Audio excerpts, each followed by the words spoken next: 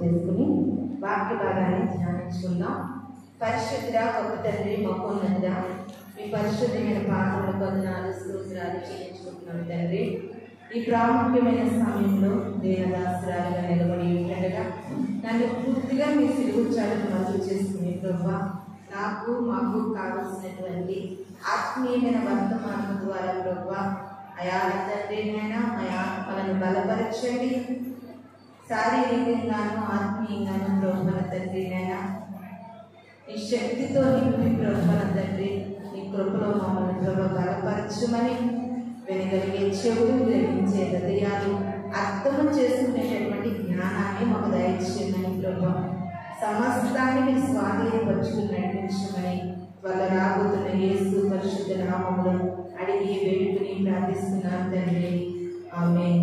ఈ చక్కటి సమయం ఇచ్చినటువంటి దేవునికి వందనాలు. కూడి వచ్చిన మీ అందరికీ కూడా నా వందనాలు చెల్లిస్తూ ఉన్నాను. ఈ యొక్క సమయంలో మన వాక్య భాగాన్ని చదువుకుందాం. నెహెమ్యా గ్రంథము 19వ అధ్యాయము 21వ వచనాన్ని చదువుకుందాము. నెహెమ్యా గ్రంథము 19వ అధ్యాయము 21వ వచనం. 9వ అధ్యాయం 21 చూడండి. నెహెమ్యా గ్రంథము 9వ అధ్యాయం 21. నిజముగా అరణ్యములో ఏమియు తక్కువ కాకుండా 40 సంవత్సరములు వారిని పోషించి వారి వస్త్రములు పాతగిలిపోలేదు, వారు కాళ్ళకు వాపు రాలేదు. హల్లెలూయా, హల్లెలూయా. ఇక్కడ మనం చదువుకున్నటువంటి వాక్య భాగంలో నెహెమ్యా గారు ఒక చక్కటి మాట మనకు తెలియజేస్తూ ఉన్నారు. అరణ్యంలో ఏమీ తక్కువ కాకుండా 40 సంవత్సరములు దేవుడు ఎవరిని నడిపించాడు?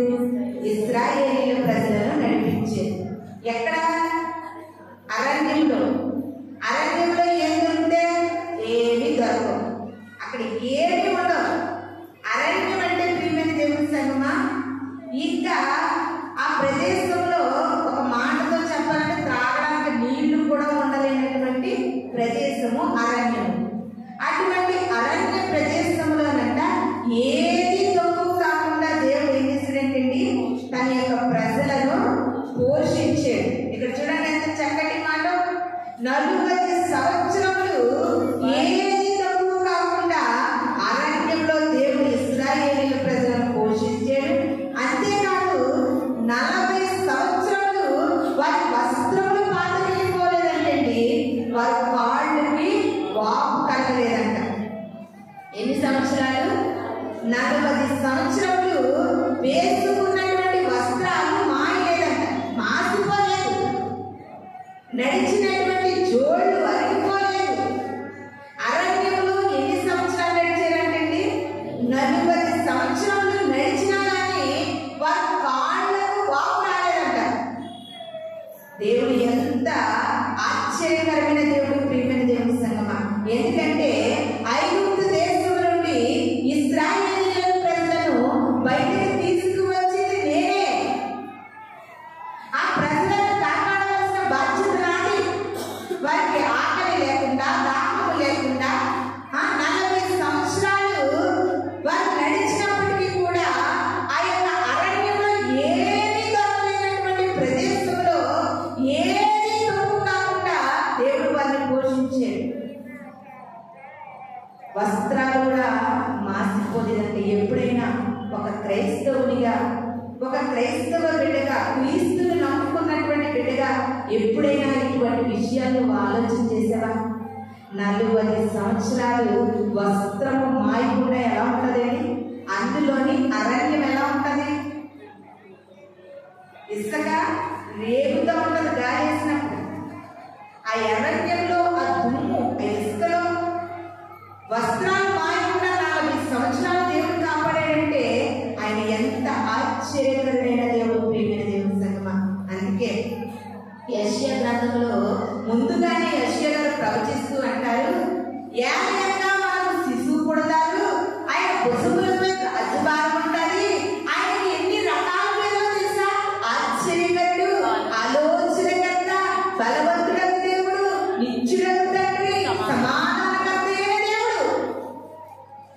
అని యెషయా గారు ముందుగానే దేవాది దేవుడు జన్మించక ముందే ప్రవచించారు. ప్రియమైన దేవుని సంగమా, ఈ దినాన్ని నెహెమ్యా గారు మరొకసారి ఇశ్రాయేలీయుల యొక్క అరణ్య ప్రయాణాన్ని మనకి జ్ఞాపకం చేస్తూ ఉన్నారండి. ఏ ప్రయాణము? అరణ్య ప్రయాణము. ఆ అరణ్య ప్రయాణంలో 40 సంవత్సరాలు వస్త్రాలు కూడా మాయకుండా మాసిపోకుండా దేవుడు వారిని కాపాడినటువంటి ఇశ్రాయేలీయుల జీవితాన్ని నెహెమ్యా గారి దినాన మన కళ్ళ ముందు పెడుతున్నారండి. వస్త్రాలు మాసిపోలేదు, చెప్పులు ఆ 40 సంవత్సరాలకి మనం ఎన్ని జతల చెప్పులు మార్చుంటామో, ఆ 40 సంవత్సరాల్లో ఎన్ని లక్షల సార్లు మనం బట్టలు తుక్కులుంటామో. అది కాకుండా విచిత్రం ఏంటంటే ఆ అరణ్య యాత్రలో 40 సంవత్సరాల్లో చిన్నోడు పెద్దోడు అవుతాడు, పెద్దోడు పెద్దోడు అవుతాడు, పెద్దోడు ముసలోడు అవుతాడు, ముసలోడు ఇలాగ మనిషి చిన్న బాల్య కాలం నుండి ఎదుగుతూ ఉన్నప్పుడు బట్టలు కూడా ఏమైపోవాలి? టైట్ అయిపోవాలి, సరిపోవు బట్టలు. అవునండి, మన బిడ్డలకు చిన్న వయసులో కొన్న బట్టలు మళ్ళీ ఇప్పుడు వరకు ఏగలుగుతామా? బట్టలు కూడా సైజులు మారుతూ ఉంటాయి. మన దేవుడు ఎంత ఆశ్చర్యకరుడైతే వాళ్ళు ఎదిగే కొద్ది బట్టల సైజు కూడా పెరుగుతుందంటే వారితో పాటు బట్టల సైజు పెరుగుతుంది, వారితో పాటు చెప్పుల సైజు పెరుగుతుంది. ఎప్పుడైనా దేవుడు చేసినటువంటి కార్యాలను ఎప్పుడైనా ఇంట్లో ఉంటే ఎక్కడికైనా ప్రయాణం వెళ్ళి ఎందుకు ఏదైనా పనికెళ్ళు, పని చేస్తున్నప్పుడు కూడా దేవుడు చేసిన కార్యాలను ఎప్పుడైనా వివేచించగలిగేవా? అందుకే కీర్తనాకారుడు అంటాడు, పశుప్రాయులు వాటిని ఆలోచించరు. పశుప్రాయులు అంటే జంతువులు ఏది ఇది ఎలా వస్తుంది అని ఆలోచించు, ఇది ఎలా, ఇది ఎవరు తీసుకొస్తున్నారు, ఇది ఎలా తయారవుతుంది ఏమో ఆలోచించు. పశుప్రాయులు టైర్ గడ్డేసేది ఎంత టైర్ కుడిది బిడ్డంతే తాగేస్తాయి, అందుకే కదా టైర్ పాలించేది. టైం ప్రకారంగా అవి చేస్తూ ఉంటాయి. అందుకే కీర్తనకారుడు అన్నాడు, దేవుడు ఆశ్చర్యకరమైన దేవుడు, ఆశ్చర్యకరమైన సంగతులు ఈ దినాన్ని క్రైస్తవులు పశుప్రాయంగా ఆలోచించలేదు.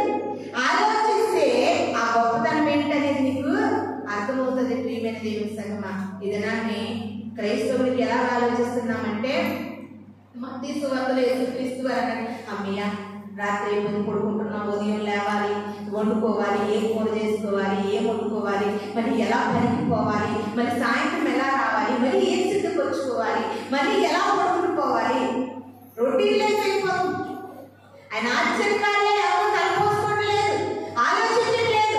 అందుకనే నీకు వ్యాధి వచ్చినా, బాధ వచ్చినా, కష్టం వచ్చినా, నష్టం వచ్చినా నువ్వు ఈ ఆశ్చర్యకార్యాలని రిపీట్ చేసుకోలేకపోతున్నావు కనుక అటువంటి పరిస్థితుల్లో నువ్వు అదే పడిపోతున్నావు. ప్రియమైన దేవుని సంగమా, ఒక్కసారి మన పితరుల పట్ల దేవుడు చేసినటువంటి గొప్ప కార్యాలను తలచుకుంటే ఈ కాలంలో మనకు జరిగిన సిచ్యువేషన్ బట్టి, ఆ కార్యాలను బట్టి మనకు ధైర్యం కలుగుతుంది, ఆ కార్యాలను బట్టి మనకి భయం అనేది ఉండదు.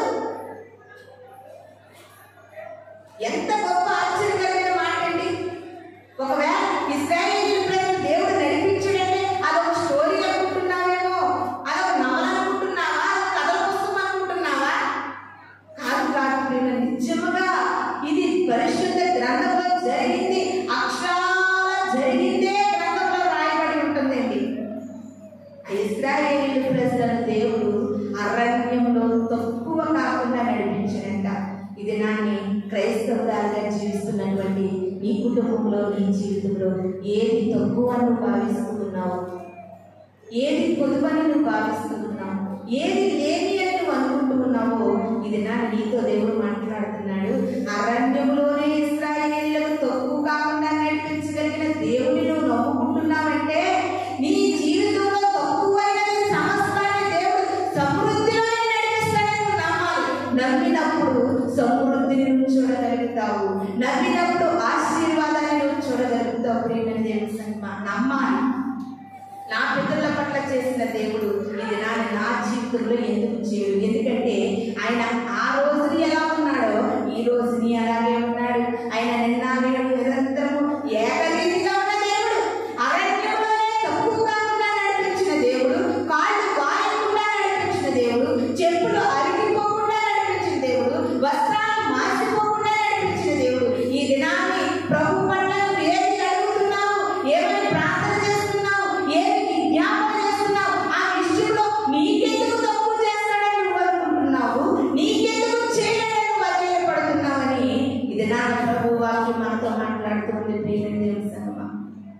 గొప్ప దేవుడు, గొప్ప కార్యాలు చేసే దేవుడు. ఈ పట్ల కూడా ఆయన చేయడానికి సిద్ధముగా ఉన్న దేవుడు. కానీ నువ్వే లోకానుసారమైనటువంటి ఈ ఐహిక విచారాల వల్ల, భూసంబంధమైన పరిపాట్ల వల్ల, భూసంబంధమైన సంపద వల్ల, భూసంబంధమైనటువంటి గృహంలో అనేకమైన పనులు కార్యకలాపాల వల్ల దేవుని కార్యాలను యోచించుకోలేకపోతున్నాం. యోచించలేక మీకు ధైర్యాన్ని కలిగించలేకపోతున్నాయి. దేవుని సంగమా, జ్ఞాపకం చేసుకోవాలి. మన పితరులతో దేవుడు చేసినటువంటి వాగ్దానాన్ని జ్ఞాపకం చేసుకోవాలి. ఆయన చేసినటువంటి కార్యాలను మనము జ్ఞాపకం చేసుకునే వారిగా ఉండాలి. అదేవిధంగా హోషేయ భక్తుడు కూడా ఒక చక్కటి మాట తెలియజేసుకున్నారండి. 13వ అధ్యాయము 5వ వచనం చదువుకుందాం. హోషేయ గ్రంథము 13వ అధ్యాయము 5వ వచనం చదువుకుందామండి.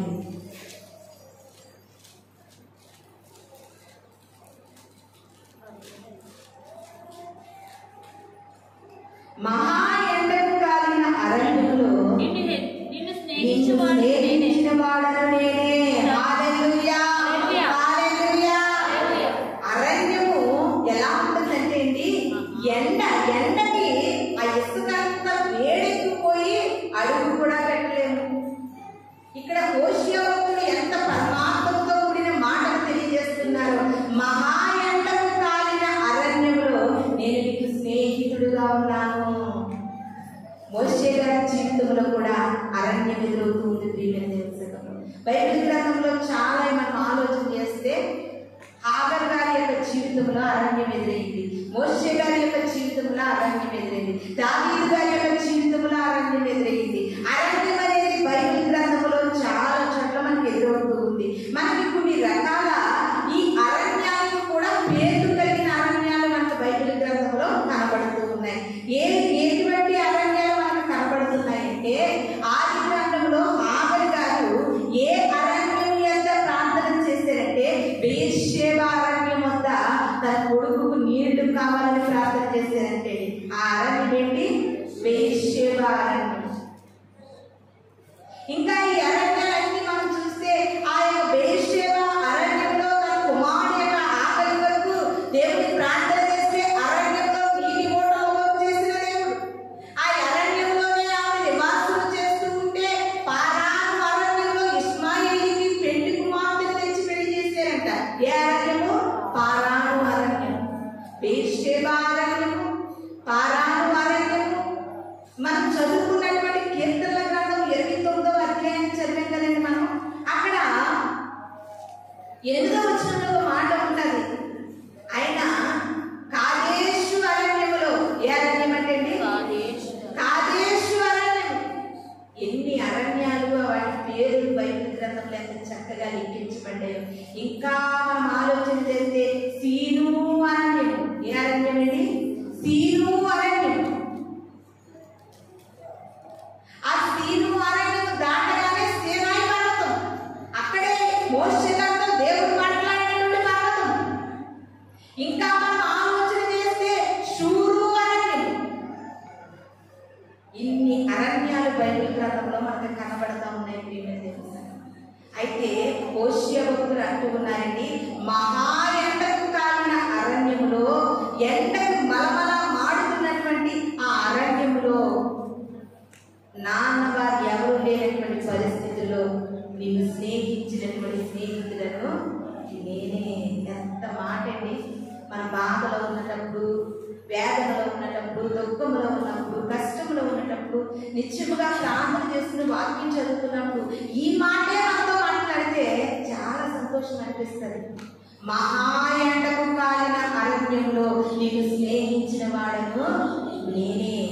మోషే గారు ఆ యొక్క రాజకుమారుడుగా ఉంటూ ఆయన కోపం వలన ఒక ఐగుప్తీయుడిని చంపినప్పుడు ఆయన అరణ్యానికి వెళ్ళిపోతారు. అరణ్యంలో ఆయన నడిచి నడిచి నడిచి నడిచి నడిచి అరణ్యానికి వెళ్ళిపోయిన తర్వాత సొమ్మసిరిపై పడిపోతారండి. అప్పుడు దేవుడు మహా ఎండకు కాలిన అరణ్యంలో మోషే గారికి దేవుడు ఎలా మిగిలిపోయాడంటే స్నేహితుడిగా మిగిలిపోయాడు. ఎడారి త్రోవలోనే నడిచినా, ఎరుగని మార్గములో నన్ను నడిపినా, నా ముందు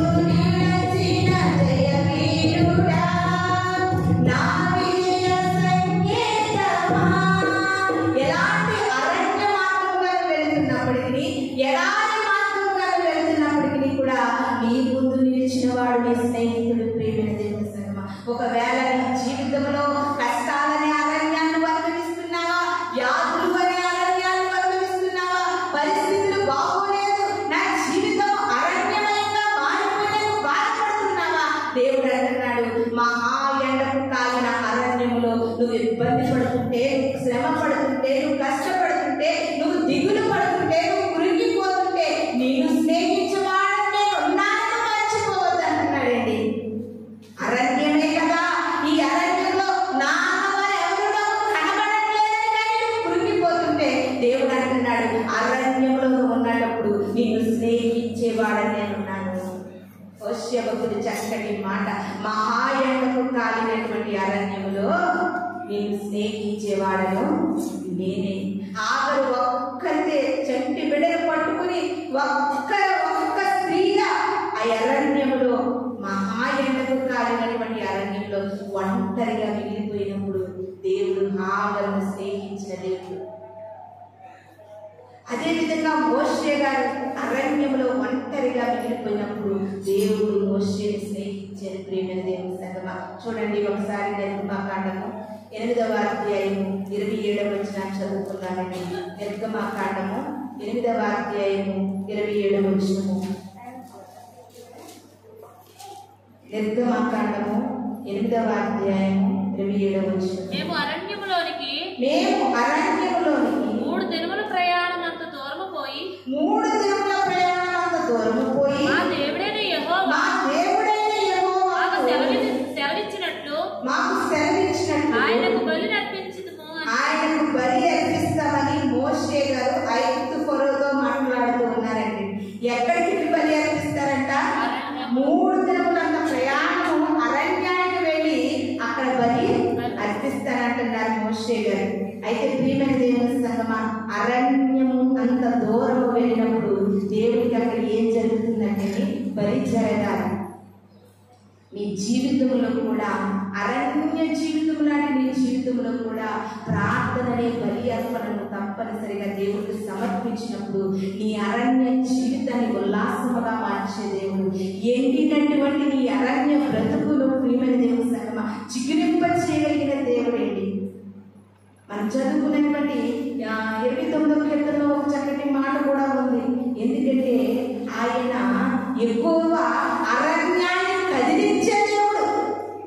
ఆయన ఎలాంటి దేవుడు అంటే అరణ్యాన్ని కదిలించే దేవుడు. ప్రియమైన దేవుని సంగమా, ఒకసారి చూద్దాం. యెషయా గ్రంథము 35వ అధ్యాయము 15వ వచనం ఒకసారి చదువుకుందామండి. యెషయా గ్రంథము 35వ అధ్యాయము 15వ వచనం ఒకసారి చదువుకుందాం. 35:15.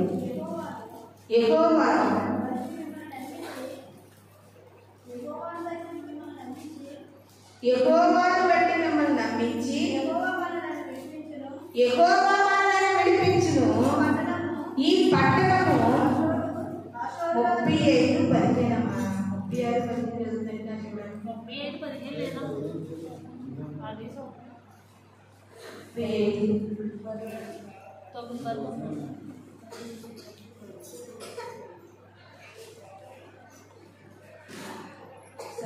యెషయా గ్రంథం 35వ అధ్యాయం 1వ వచనం. అరణ్యమును ఎండిన భూమి సంతోషించును. అడవి ఉల్లాసించి కస్తూరి పుష్పము వలె పూయును. అది బహుగా పూయించి ఉల్లసించును. ఉల్లసించి సంగీతము పాడును. లెబానోను సౌందర్యము దానికి కలుగును. కర్మెలు షారోనుకున్న సొగసు దానికి ఉండెను అని యెహోవా మహిమను మన దేవుని తేజస్సును చూచును. హల్లెలూయా, హల్లెలూయా. యెషయా భక్తుడికి చక్కటి మాట తెలియజేస్తున్నాడు. అరణ్యము ఎండిన భూమి కూడా ఏం చేస్తాయంటే ఒకానొక దినం నీకు రాబోతుంది. ఒకవేళ అరణ్యమనే ఈ పరిస్థితులతో కలిగిపోతుంటే, అరణ్యమనే స్థితిగతులతో నువ్వు ఎంతగానో తల్లడిల్లిపోతుంటే ప్రియమైన దేవుని సంగమా, ఈ దినాన్ని దేవుడు అరణ్యమును ఎండిన భూమిని కూడా సంతోషించేటట్లుగా చేస్తాడంటండి. హల్లెలూయా, హల్లెలూయా. ఆయన ఎలాంటి దేవుడు అంటే ప్రియమైన దేవుని సంగమా, అరణ్యమును ఎండిన భూమి కూడా ఒక దినము రాబోతుంది. ఆ దినమున ఎవరైతే ఎండిపోయిన స్థితిలో ఉన్నారో, ఎవరైతే అరణ్యపు పరిస్థితిలో ఉన్నారో వారి జీవితంలో దేవుడు సంతోషాన్ని కలిగించబోతూ ఉన్నాడంటే, సంతోషాన్ని కలిగిస్తూ ఉన్నాడు. అడవి ఉల్లసిస్తుంది. కస్తూరి పుష్పము వలె అడవిలో పుష్పములు పూస్తూ ఉన్నాయంట. ఈ దినాన్ని మనం ఆలోచన చేస్తే ఎంతో మంది నిరుత్సాహ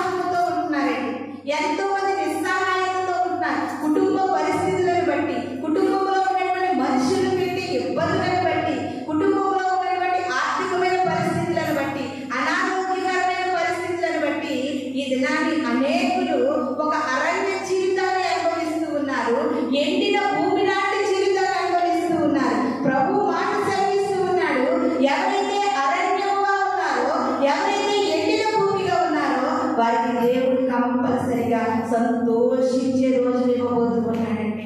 నిజంగా నీ జీవితంలో అటువంటి మంచి దినాలను చూస్తాననేటువంటి విశ్వాసం నమ్మకము కనుక నీలో కలిగితే కంపల్సరిగా నీ అరణ్య రోదనని దేవుడు ఉల్లాసముగా మార్చుతూ ఉన్నాడు. ఎండిన భూమిని కూడా దేవుడు అది ఫలించేటట్లుగా చేస్తూ ఉన్నాడు. ఇస్సాకు ఎండిన భూమిలో విత్తనం వేసినప్పటికీ కూడా దేవుడు దాన్ని నూరంతలుగా ఫలింప చేసినట్లుగా మనకు వాక్యం సెలవిస్తూ ఉంది.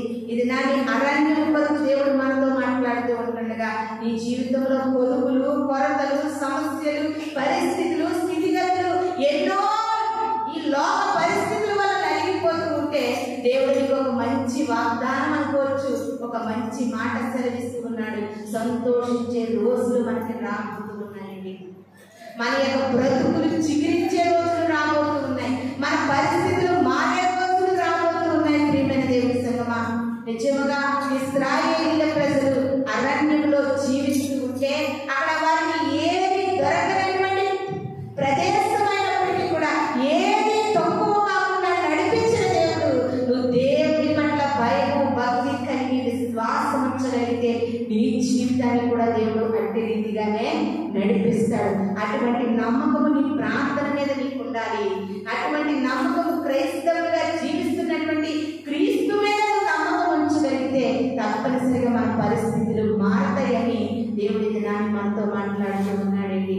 కీర్తనల గ్రంథము 78వ అధ్యాయము 15వ వచనాన్ని 19వ వచనాన్ని చదువుతున్నామండి. కీర్తనల గ్రంథము 78వ అధ్యాయం అరణ్యములో 15వ వచనాన్ని చదువుతున్నాం. అరణ్యములో ఆయన బండలు చీల్చి సముద్రమంత సమృద్ధిగా వారికి నీరు త్రాగనిచ్చెను. బండలో నుండి ఆయన నీటి కాలువలు రప్పించెను. నదువలె నీళ్లు ప్రవహింపచేసెను. దేవుడి సన్నిధిలో అడుగుతున్నారు, మాకు ఆకలేసింది, మాకు ఆహారం కావాలని అడుగుతున్నప్పుడు దేవుడు ఆకాశము నుండి మన్నాను కురిపించే మన్నా కొడుకు నిండా తిన్న తర్వాత మాకు దాహమని అడుగుతూ ఉన్నారండి. దాహమని అడుగుతూ ఉన్నప్పుడు అరణ్యంలో దేవుడు బండ నుండి నీళ్లను రప్పించాడు. ప్రియమైన దేవుని, అదైనా ఆ నీళ్లు ఎలా ఉన్నాయంటే సముద్రం అంతా ఉన్నాయంట. దేవుడు నీకు ఇవ్వాలనుకుంటే ఆయన ఇస్తే పుణ్యం కలిగించే దేవుడు కాదండి. ఆయన ఇవ్వాలని నీకు అనుకున్నాడంటే చూడండి, బండలో నుండి నీళ్లు వచ్చి ఆ నీళ్లు ఎలా మారిపోయాయండి, సముద్రంలాగా మారిపోయాయంట. బండలో నుండి నీళ్లు రావడం ఏంటి, అవి సముద్రంలాగా మారిపోవడం ఏంటి అంటే ఆ ప్రజలు తృప్తిగా తాగినది ఎంతమంది తాగిన సముద్రంలో నీళ్లు తగ్గుతాయండి. 6 లక్షల కాంతలు ఆ నీళ్లు త్రాగితే మాత్రము సముద్రం అంత నీళ్లు దొరుకుతాయా? పాటలు పాడతామంటే ఆకాశం నుండి మన్నా కురిపించేవు, బండ నుండి నీళ్లు ఇచ్చేవు మాట. అందుకే ఒక సేవకుడు అంటున్నాడంటండి, క్రైస్తవులు అబద్ధాలనే పాటలుగా పాడతారన్నాడంటే. ఏంటంటున్నారండి? పాటలనే అబద్ధాలుగా పాటలుగా పాడుతున్నారు. పాటలు నేను ఎప్పుడు చెప్తాను, ప్రతి పాటలో కూడా ఒక ప్రసంగం ఉండాలని ఆలోచన చేయాలి. ప్రతి పాట కూడా మన హృదయాన్ని తాకుతూ ఉండాలి. ఇక్కడ నిలబడి మనం పాడుతున్నారనుకో, ఆ పాట మీకు రాకపోతే రెండవసారి పాడినప్పుడైనా మొదటి చరణం ఆలోచించి పాడాలి. పాటలో కూడా ప్రియమైన దేవుని శక్తి ఉంది.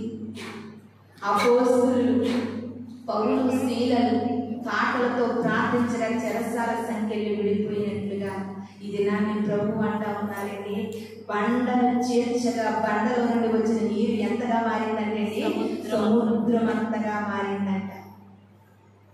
మన దేవుడు మనకి ఏది ఇచ్చినప్పటికీ కూడా అట్టి మాదిరిగా ఇస్తాడు. ప్రియమైన దేవుని సంగమా, అదే 78వ అధ్యాయం 19వ వచనం కూడా చూడండి ఒకసారి. ఈ అరణ్యములో దేవుడు భోజనం సిద్ధపరచగలడా అనొచ్చు. వారు దేవుని విరోధంగా మాట్లాడి ఆయన బండను కొట్టగా నీళ్లు కాలువలే పారెను. ఆయన ఆహారం ఇయ్యగలడా? అని వారు చెప్పుకుని. చూడండి ఎంత భయంకరమైన క్రూరమైన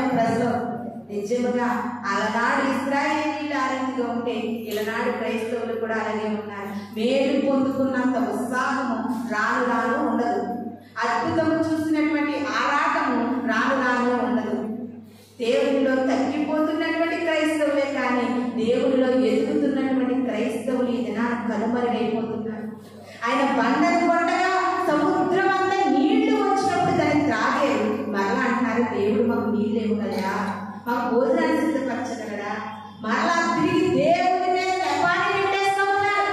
ఈ దినాన్ని క్రైస్తవులు లాంటి ప్రజలు కూడా అదే మాట్లాడుతున్నాడు. దేవుడు మాకు ఏం చేశాడు, దేవుడు మాకు ఏమి ఇచ్చాడు, దేవుడు మమ్మల్ని ఏ రీతిగా ఉంచాడని దేవుడి మీద నెపాలు నెట్టేస్తా ఉన్నారు. ప్రియమైన దేవుని సంగమా, అలాగ సొలుగుకొని ఆఖరికి పాలు తేనెలు ప్రాపించే దేశానికి వెళ్ళకుండా మధ్యలో ఏ అరణ్యములైతే దేవుడు బట్టలు మాసిపోకుండా, చెప్పులు అరిగిపోకుండా, కాళ్ళు వాయకుండా వారిని కాపాడేదో ఆ అరణ్యంలోనే పెట్టలు రాలిపోయిన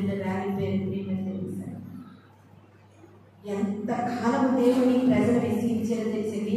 40 ఏండ్ల కాలము విసిగించారట. నువ్వెన్ని సంవత్సరాలు దేవుని విసిగిస్తున్నావు? ఆయన నీ జీవితం ద్వారా విసుగుపోతున్నాడండి. మాట ఇస్తావు, నెరవేర్చు. ఇలా ఉంటానంటావు, అలా ఉండవు. ఇచ్చేస్తానంటావు, చెయ్యి. నేను ఒక్కటే చెప్తున్నాను, మనుషుల దగ్గర మాట ఇస్తే తప్పిపోయినా నష్టం లేదు, కానీ దేవుని దగ్గర మాట ఇస్తే చాలా జాగ్రత్తగా ఉండాలి. అరణ్యంలో అంతగా నడిపించిన దేవుడికి ఈ 40 సంవత్సరములు ఎంతగానో విసుగు చెందడం వల్ల ఈ ప్రజలందరూ కూడా అరణ్యంలో పెట్టలు రాలిపోయినట్లు రాలిపోయారని వాక్యం సెలవిస్తూ ఉంది. చూడండి, హెబ్రీయులకు రాసిన పత్రిక 3వ అధ్యాయం 8వ వచనం మనకు కనబడతా ఉంది. హెబ్రీయులకు రాసినటువంటి పత్రిక 3వ అధ్యాయం 8వ వచనం, నేడు మీరు ఆయన శబ్దము విని ఎడల అరణ్యములో శోధన దినమందు కోపము పుట్టించినప్పటి వలె హృదయములను కఠినపరచుకొనుడి. మీ హృదయములను కఠినపరచుకొనుడి. దేవుడు అంటున్నాడు.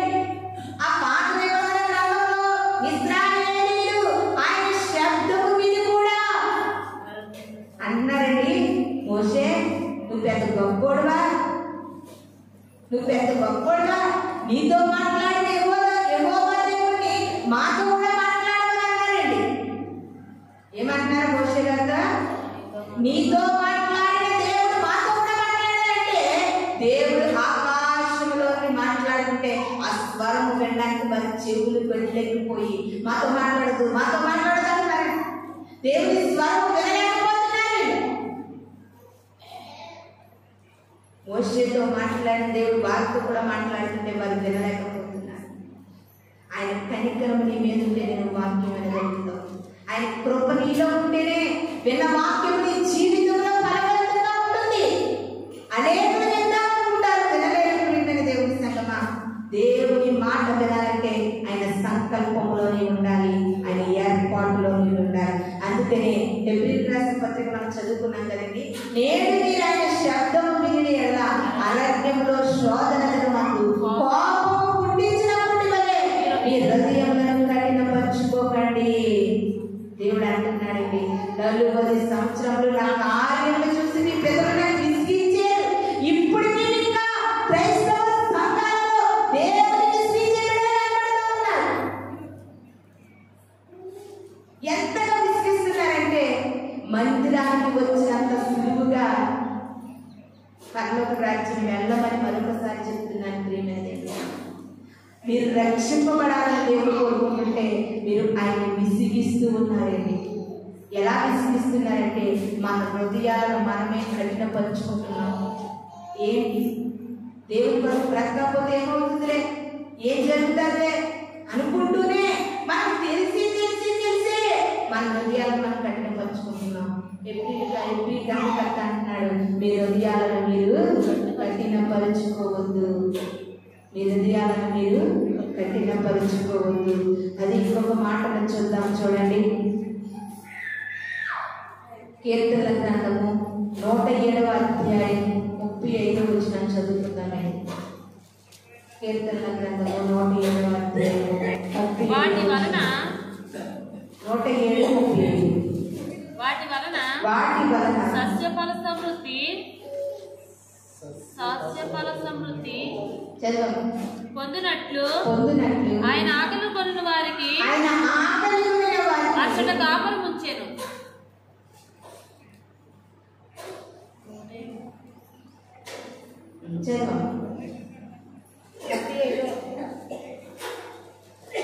వాటి వలన సస్యఫల సమృద్ధి అరణ్యమును ఎన్నిసార్లు 107:35 చెప్తున్నాను కదమ్మా. అరణ్యమును నీటి మడుగుగా ఎండిన నేలను చోటుగాను ఆయన మార్చి వారు అచ్చట నివసపూర్వము ఎలా మార్చేశారంటే అరణ్యాన్ని నీటి ఊటలుగాను, అంటే అరణ్యం అనే ప్రదేశంలో నీళ్లు లేకపోయినా దేవుడు బండను చేర్చగా నీరు ఎంత ఏంటంటే సముద్రం అంటే, ఇంకా అరణ్యంలో సముద్రం అంత నీరు ఉంటుండగా అరణ్యంలో నీరు పొదుపు అనేది లేదంటే అరణ్యమును నీటి ఊటగాను ఎండిన నేలను నీటి మడుగుగాను మార్చలేదే దేవుడు. ప్రియమైన దేవుని సంగమా, ఒకవేళ వాక్యం ఆలోచిస్తున్నటువంటి నీ జీవితము కూడా ఒక అరణ్యముగా, ఒక నీటి మడుగుగా నీ జీవితం ఉంటే దేవుడు నీతో సెలవిస్తున్నటువంటి మాట ఏంటంటే అరణ్యాన్ని కూడా ఆయన నీటి పొట్టగా మార్చే దేవుడు, ఎండిన నేలను కూడా నీరు ఉపక చేసేటట్టుగా చేయగలిగిన దేవుడు. మనము నమ్ముకున్న దేవుడికి అసాధ్యమైనది లేదు. ఒకవేళ ఒక డాక్టర్కి అసాధ్యమైనది అయి ఉండొచ్చు, ఈ లోకంలో మనుషులకు అసాధ్యం అవ్వచ్చు, కానీ మనము నమ్ముకున్న దేవుడికి అసాధ్యమైనట్టు ఏది కూడా లేదండి.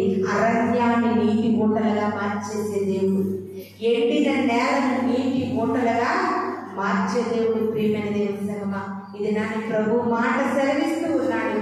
మన జీవితంలో ఒకవేళ ఒంటరి సమయంలో కూడా కృంగిపోయే స్థితిలో ఉన్నామేమో, దేవుడు నేను వాక్యం ద్వారా హెచ్చరిస్తూ ఉన్నాడు.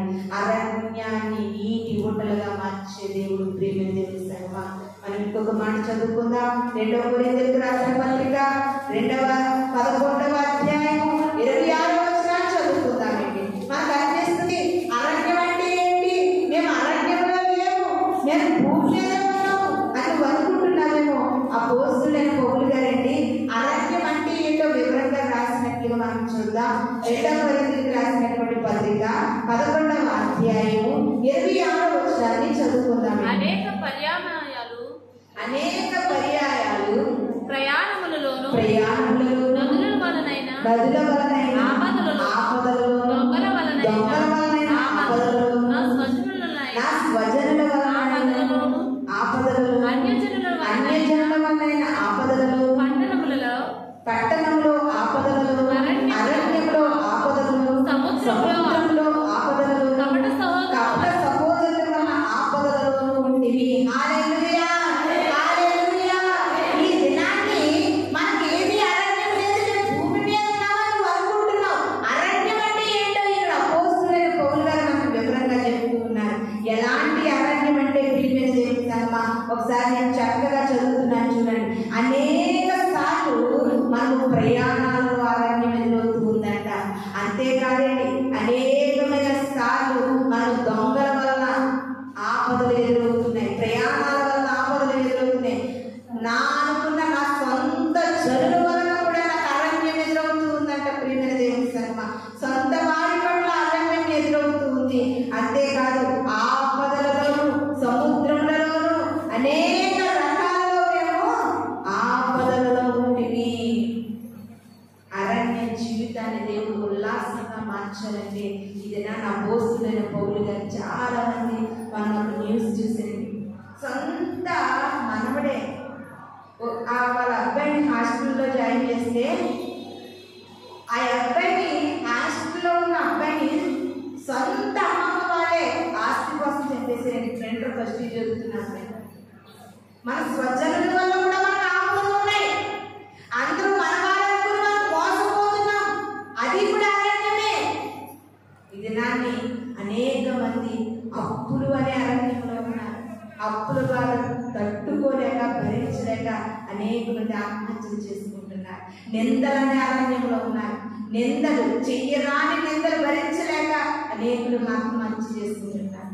తల్లిదండ్రులు తిట్టారని ఆత్మహత్య, భర్త కొట్టాడని ఆత్మహత్య, ఇలాంటివి ఎన్నో ప్రపంచంలో జరుగుతూ ఉన్నాయి. అలాంటి అరణ్యపు పరిస్థితుల్లో నుండి కూడా దేవుడు మనల్ని కాపాడుతూ అరణ్యాన్ని నీటి మడుగులుగా చేసే దేవుడని దేవుడు మనకు సెలవిస్తూ ఉన్నాడండి.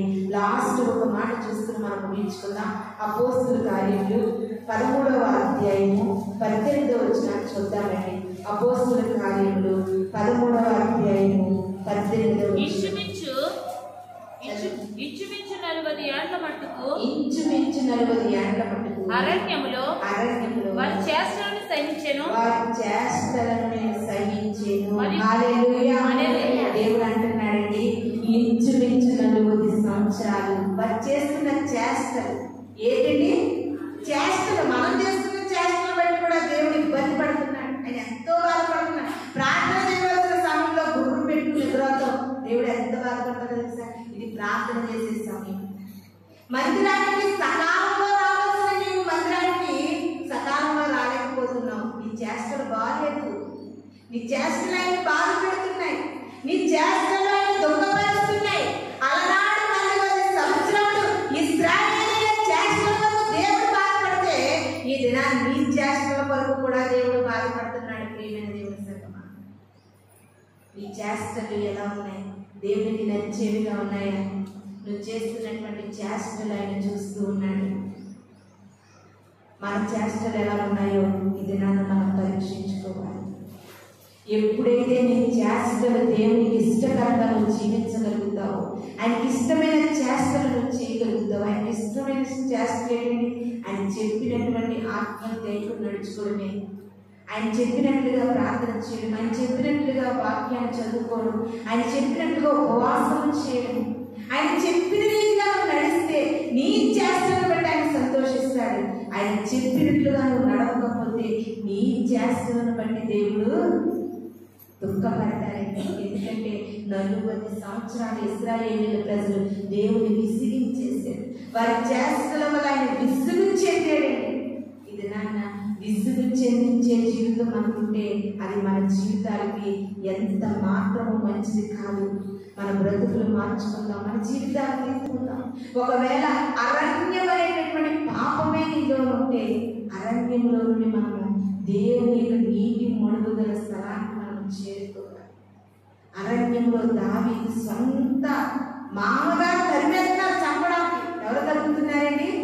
సొంత మామ, కూతుర్నిచ్చినటువంటి మామ అల్లుడిని చంపడానికి తరుగుతూ ఉంటే దావీదు గారు ఎక్కడ ఉన్నారండి?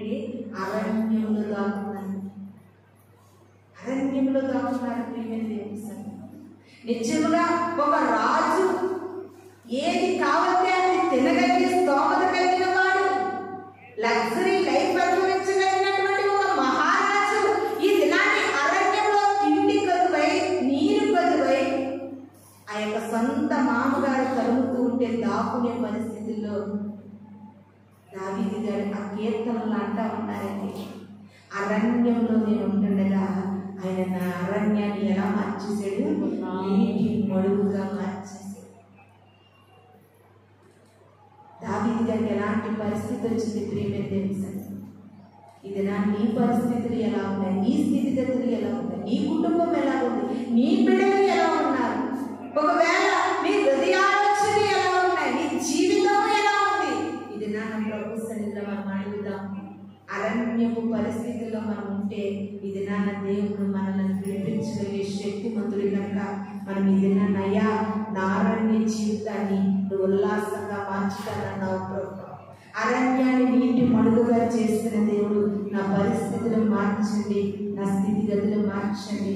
అలాంటి విశ్వాసము నమ్మకము నేను కలిగి ఉండేటట్లుగా నాకు సహాయం చేయండి అని ప్రార్థన చేద్దాం. మనమందరం కూడా కళ్ళు మూసుకున్నట్లయితే ప్రార్థన చేసుకుందాం. స్తోత్రము స్తోత్రము స్తోత్రము స్తోత్రము స్తోత్రములు. పరిశుద్ధుడా, గొప్ప దేవా, మహోన్నతుడా, ఆశ్చర్యకరమైన తండ్రి, మీ పరిశుద్ధమైన పాదముల వందనాలు స్తోత్రాలు చెల్లించుకుంటున్నాం ప్రభు. అయ్యా ఈ యొక్క సమయంలో అవును ప్రభు, ఎన్నో కుటుంబాల్లో సమాధానం లేదు, సంతోషం లేదు, నెమ్మది లేదు, సమృద్ధి లేదు ప్రభు. అయా ఎన్నో కుటుంబాల్లో ప్రభు వ్యాధి బాధలు తాండవిస్తూ ఉన్నాయి ప్రభు. ఎంతో మంది నా తండ్రి నాయన ఆర్థికంగా అనారోగ్యపరంగా నలిగిపోతున్నటువంటి నీ ప్రజలతో ఈ దినాన్ని ఒక గొప్ప మాటను తెలియజేశాడు ప్రభు. అరణ్యాన్ని ప్రభు నీటి మడుగుగా మార్చుతానన్నారు ప్రభు. అరణ్య జీవితాన్ని ఉల్లాసంగా మార్చుతానన్న దేవుడు ప్రభు. ఈ వాక్యము దూరాన సమీపాన ఎవరైతే వింటున్నారో ప్రభా వారి జీవితాల్లో ప్రభా ఉల్లాసము సంతోషాన్ని మీరు దయచేయమని. అయా 40 ఏళ్ల కాలము నిన్ను విసిగించినటువంటి ఇశ్రాయేలీయుల ప్రజల వలె ప్రభా మా జీవితాల ద్వారా నువ్వు విసుగు చెందేటట్లుగా ఉండకుండా నిన్ను మహిమపరిచే క్రైస్తవ జీవితాలు మాకు అందరినీ అనుగ్రహించమని. అయా విన్న వాక్యము ప్రతి హృదయములలో నీరు కట్టి ఫలింపచేయమని వాళ్ళ రాబోతున్న యేసు పరిశుద్ధ నామములో అడిగి వేడుకుని ప్రార్థిస్తున్నాను తండ్రి. ఆమేన్. మీ అందరికీ వందనాలు.